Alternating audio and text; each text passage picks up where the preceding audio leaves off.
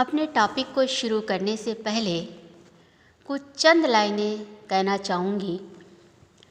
हदें शहर से निकली तो गांव-गांव चली, हदें शहर से निकली तो गांव-गांव चली, कुछ यादें मेरे संग पाँव-पाँव चली, कुछ यादें मेरे संग पाँव-पाँव चली।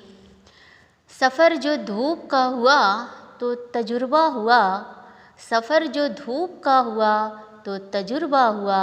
ओ ज़िंदगी ही क्या जो छाँव-छाँव चली, ओ ज़िंदगी ही क्या जो छाँव-छाँव चली। आज का हमारा टॉपिक है इल्तुतमिश, गुलाम से सुल्तान बनने तक का सफ़र।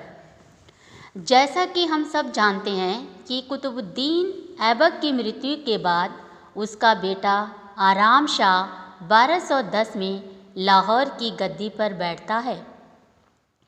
क्योंकि कुतुबुद्दीन पूरे दिल्ली सल्तनत काल का एक ऐसा शासक था जिसने लाहौर को अपनी राजधानी चुना था।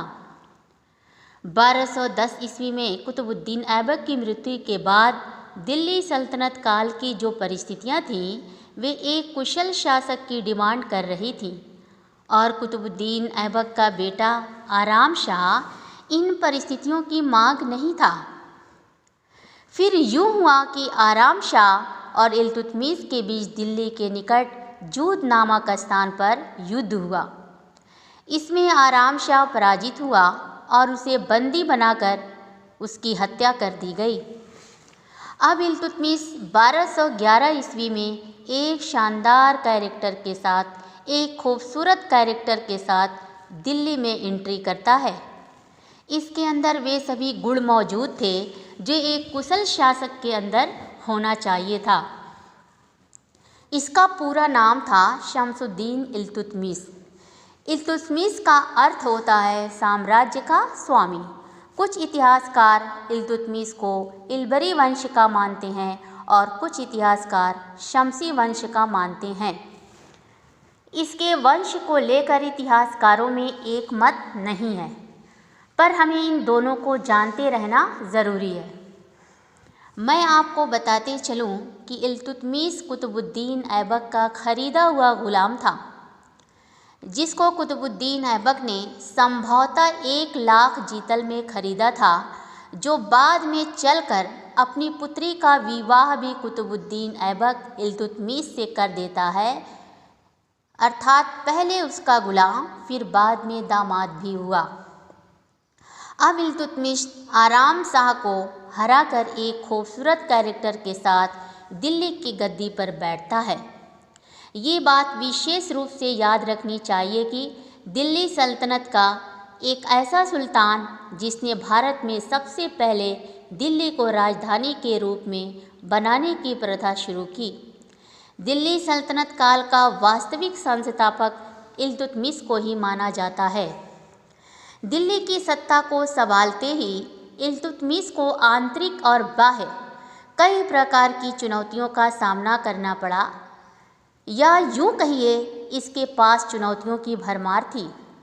दिल्ली सल्तनत एक नवजात शिशु के समान थी।